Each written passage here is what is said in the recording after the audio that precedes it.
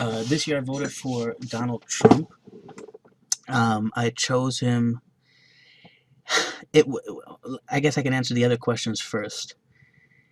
It was a difficult decision between Donald Trump and Hillary Clinton. I thought that it was. I mean, campaigns are usually nasty. There's usually mudslinging. I thought this one was particularly. I guess I would say a little bit more brutal, raw than previous elections and campaigns. Although mudslinging is always a part of the political science process. I voted and I lean more toward Donald Trump, although it was hard because I just personally felt with the situations that happened abroad in Benghazi. I know we've had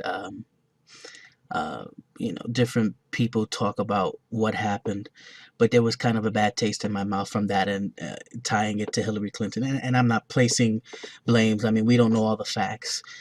There's that. There's also the email situation, which I personally felt was, even with all the information that we got, I felt it was poor that there was any number of emails that could have contained any number of pertinent details or things that were classified, and I thought they were mishandled.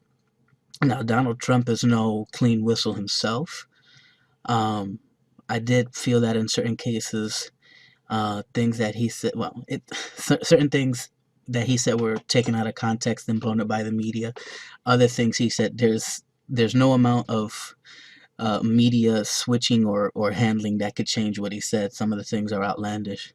But I think in a day and age where jobs are being lost, manufacturing, all those kinds of things that are happening here, I think we need somebody with a fresh mind, business mind, and I don't think we can doubt that he's had success in the business world. So I chose to vote for him. I hate to use the term lesser of two evils. Both of them had positives. Both of them had plenty of negatives. I felt that Hillary's I outweighed Trump's. So it was difficult. In past elections, it was easier for me to make a decision. However, in this one, I would say I was more informed, sought out more information, dig a little deeper, so maybe that adds to it, and also the candidates as well. So this time around, this decision was a bit harder, but it's also because I put more of an onus on myself. I feel that as an American citizen, it is one of our highest duties, and also a true honor to be able to vote in our country. So I want to do my best to be able to uphold that right we have and make the best decision on the information that is given in the media, sought out on my own, and coupled with the fact of what I believe in and things like that. And again, they both were outlandish at times, and there's even things with Donald Trump that it's hard to look past on both sides. And so it was hard, but overall I made my decision on what I believe were a mixture of morals, belief, faith, coupled with what we were getting and what hopefully can come out of this. And I think we can have a more business approach in our country, and we can rebuild things, and hopefully this works out, you know. Uh, when personally, I try to make voting about what I would think is best for the country. And it's easy, again, first of all, I'm a person that is a fan of political science. Um, and I think it's easy to get caught up in sides. It's easy to get caught up in political arguments, skirmishes of those of certain nations, what we've seen, and it's easy to choose. I want this person. I want that person. I think minds changed often. I think I it was more like a boxing fight than anything else. There was such highs and lows for both, ebb and flows. Um, but when I chose to vote, it was an all encompassing of all the information and what I believe, what I thought were some facts, what I thought was pertinent information.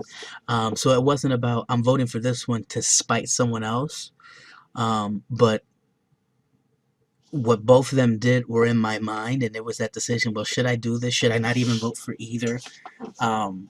But then I think that would I don't want to say it's wasted, but I just thought, as I've always thought, get all the facts I possibly can, search out all the information, clear out some of the white noise, if you will, or the chatter that's unnecessary at times in politics.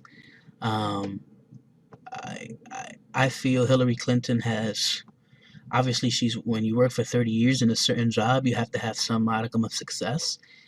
Um, but I thought again there were and again he's the and how the media portrayed if you vote for Donald Trump, you're racist, you're a bigot, you're hateful. That's not necessarily the case. I just think that more of the same in politics was not going to help us if we had another 4 years of a similar term.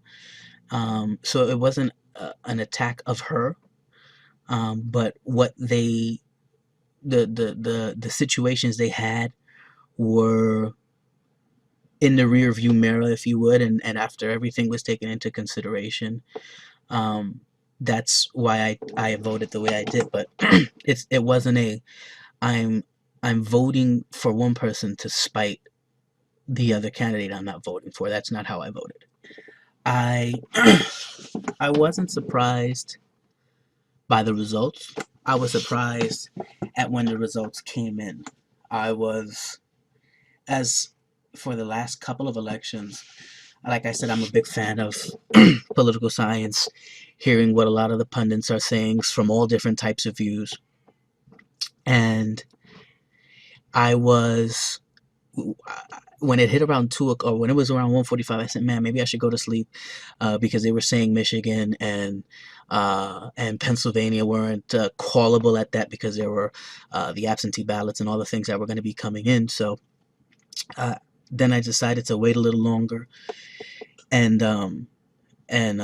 Podesta, Hillary's a spokesperson for Hillary, came out and he spoke, and so then I said, let me hold out a little longer, and then when I heard that Donald Trump was going to the hotel or to the hotel to speak, I said, well, let's see what he has to say, because I didn't want this to be a case of him kind of there was the thought in my mind, would this be an arrogant show? Would he think he won before it was actually decided? I mean, realistically, we knew at that time that he was most likely going to become president, barring a miracle. So I just I kind of stayed tuned because I didn't want it to be. I wanted to see how he would handle himself. So I was surprised that around 2:45 it was called. I thought we were going to have to wait until the next morning, but by no means was I surprised because, and it's not a case of, oh, because I voted for him and he won, it's no surprise. It was a surprise. But I thought that the ties are changing in a way in America with how things are handled. I think people on both sides are fed up with how certain things are going on, and I think a fresh change and a new start is something that a lot of people wanted, and so that's what we have here. 10 years into the future, I hope we're stronger militarily. I hope our defenses uh, in cyber warfare, because I think that's going to be a huge, huge problem going forward. I hope we're shored up physically, electronically. I hope as a nation we can come closer, heal some of those divides that we have, um, uh, and be more inclusive while still respecting people's individual rights, beliefs, and faiths, and their decisions, but also not um, ripping up uh, what our founding fathers had in mind. So it's something that it's delicate.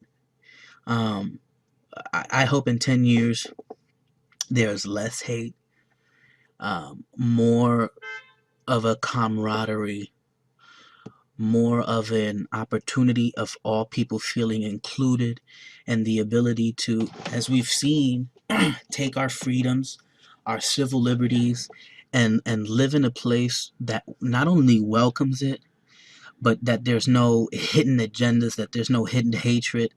I think, again, there's a lot of wounds that need to be healed. There's people that feel um, torn, disrespected, and not cared about. So I believe that's something, hopefully, in the future that can be changed. What I don't want to happen is I don't want it to become the United States is better than everybody else and we close ourselves out. So I hope that doesn't happen during this presidency or any presidency where we become more isolated from everybody else. So I want to stop.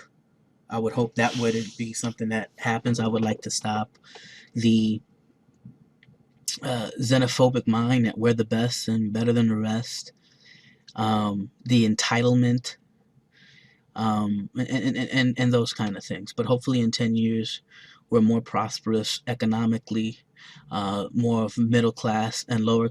Hopefully, we can get rid of poverty um, in our home here and then help out abroad and things of that nature. I'm optimistic because we can look at our past and see how far we've come, and there's no denying it. And yes, again, there's wounds that need to be healed. There's attitudes that need to be changed on many fronts toward people, towards lifestyles, towards uh, uh, religions and choices.